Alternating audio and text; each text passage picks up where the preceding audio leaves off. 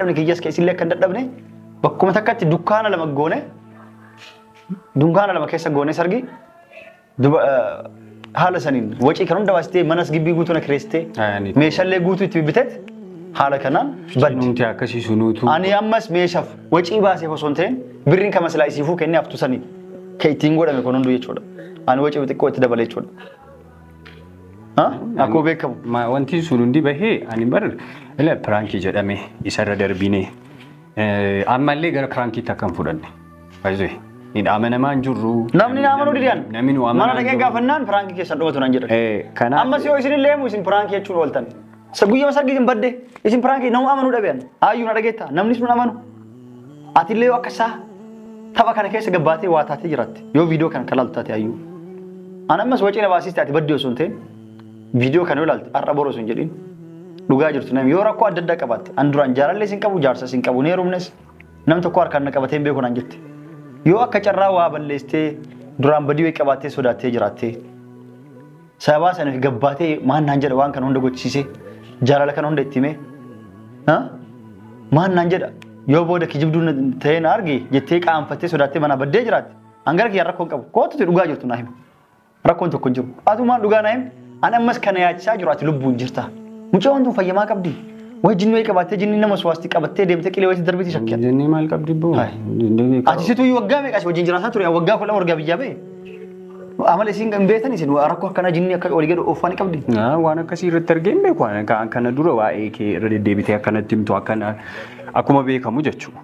Akka irra deddeebitee na gaafattu maal malee ani sarara waan darbeen wanta akkasii yaaddee na fuudhi jettee fuudham tole jettee itti seente waan san hundarra ce'ame maallaqa san hunda baaste sagantaa sana fakkaatu qopheessite kan eenyuufuun qophaa'u sagantaan miti shamarri feetee miti dhiirri barbaadeeyyuu intala sanaa fedhee sadarkaa sanatti maallaqa akkana dhangalaasee waan kana hunda qopheessu. Waa hedduu na shakkisiise. Yeroo waa'ee cidhaa ta'e ni haasofnu mizee nu barbaachisu jette daddafee sargina godhamu jette. Isa shakkaa jira. Mizee nu barbaachisu jette. Ammas gaafa mana kireeffannoo yaadatta. Tasgabbaa isin mana guddaa hin barbaadu gibbii kutaa takkitti haa taatu maadabara afaan ciisnaa jette. Edaa isin halkan nagattee deemuu qaba qabdi duraan itti yaadde jechuudha. Achi buluun barbaaddu kaa yeroo masanii sukko dubbachaa ture bar dubbii makiyyaa. Ani sargiina goosistee bakka itti nagattee deemuu qabdi manni akka itti ba'u hin feene. Dubbii kiyyaa. Maaliif wacii birrii isaaniitti irraa jedhe. Ila yoo masanuu otoo yeroo maallaqa haganaa kafalisiin jedhan san dubbii bakka saniitti otoo dhaabdee jechuudha. Otoo bakka sanii dhaabatee sadarkaa kanan jettu ture. Eega cidhaaf maallaqni sun hundi bahee mana qabattee ani guyyaa masanuu maal isiniin jedhe irra deddeebiidhaan kilaasiin tokko nugaa akkas nugaa maal gaafa isiin jettu nattiin tollean wanti sun.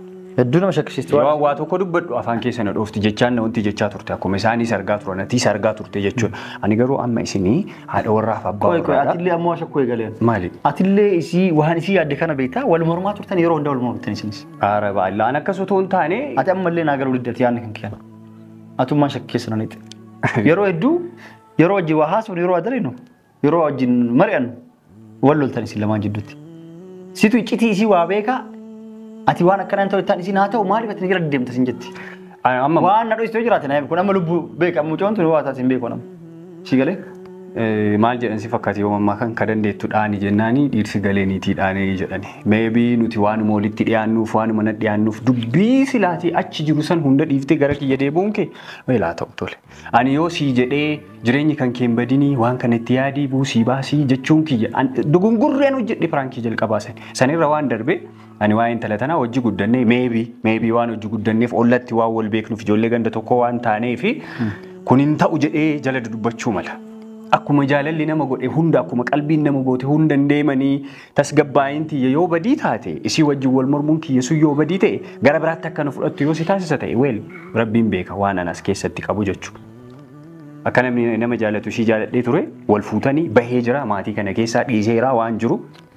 So ana gara biraatti otoo na fudhatu baattee baay'ee natti tola. Zaidoo. Naafi ani maatii kiyya bira fudhatama argachaa hin jiru. Maatiin kiyya kaleessa galgala dhimma kana ati na biraan geesseeti dursa haati kiyya kaastee turte yoo ati bilbiltu jechuudha. Dhagaanii turan beekan dhimma kana isaanis jechuudha. Ati yoo baate hoo maatii kana yoo dhiiste hoo halkan guutuu waan ani hin beekne irratti jechuudha. Otoo beekee waan kana keessaa harka qabaadhee wayii rakkoon qabu hin fudha. Garuu waa tokko wanti nan qabu hin jiru. Obboleessi isii halkan hudhee na keessaa baasuu gadha. Weelaan maaliif cinqamaan maaliif rakkadhaa maaliif gidduudha. Ayyuu namnis nu amanatti hin jiru yoo viidiyoo kana kalaaltu taate erga deebi'ee siima. Namnis nu amanaan jiru. akka isaa waa ta'uu dandeetta. Atummaa yoo fayyaa qabaatte kootuti naan bareedu naa himi yoo naa wajjin jiraachuun barbaadin nama si ergeessa rakkoo qabdus naa himi rakkoo hin qabu. Si galee namni guyyaa cidha isaatiin bahu yeroo jalqabaatiif addunyaa gubbarratti argeen beeku. Guyyaa cidha isaatiin halkan mana galee veeloo baafateetu waan kamachiin bahee badu hin agarreen.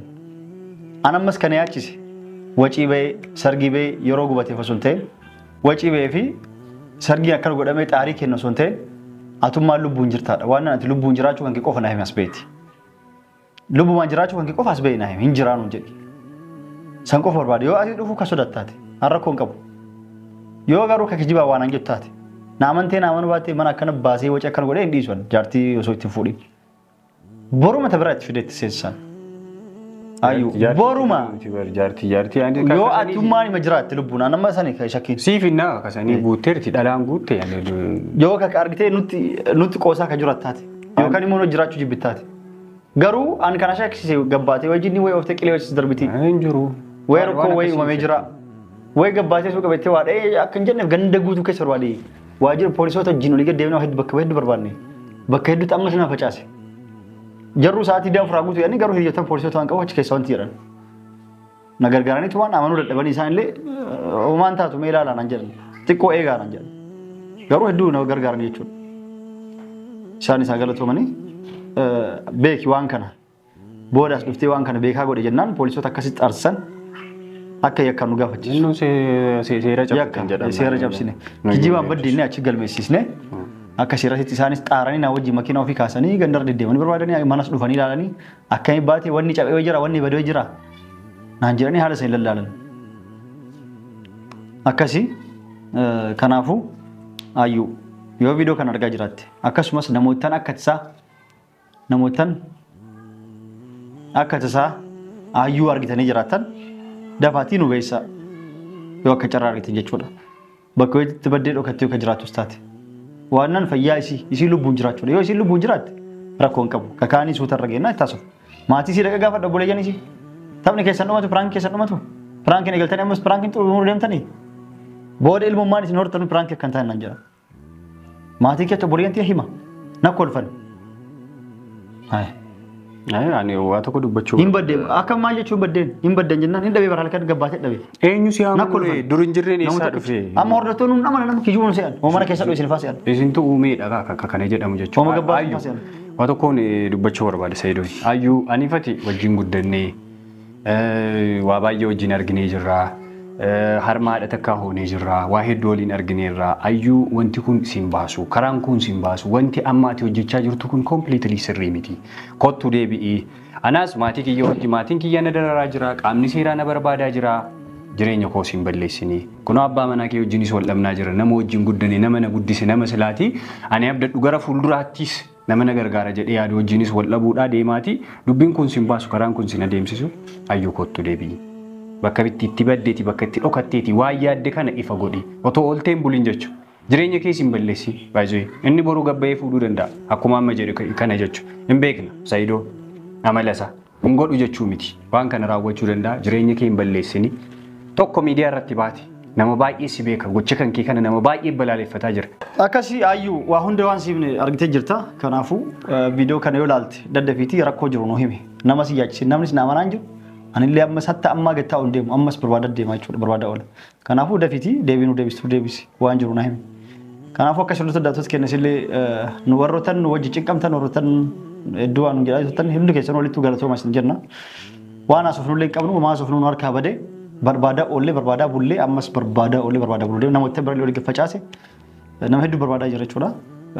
Kanaafuu waan wajji turtaniif galatooma waan irra geenyellee isiniif kan beeksisu ta'a warroottan keessallee nagaggaafataa jirtan galatooma isin jedha. السلام عليكم ورحمة الله وبركاته نجار نفترى باباي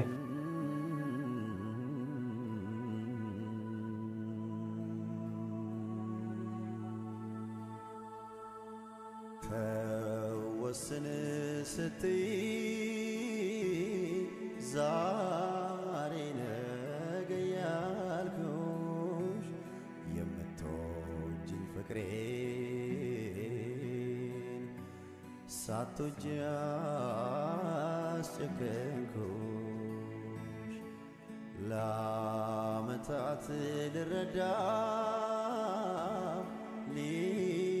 ሊገባኝ አልቻለ አትጂብኝ ውዴ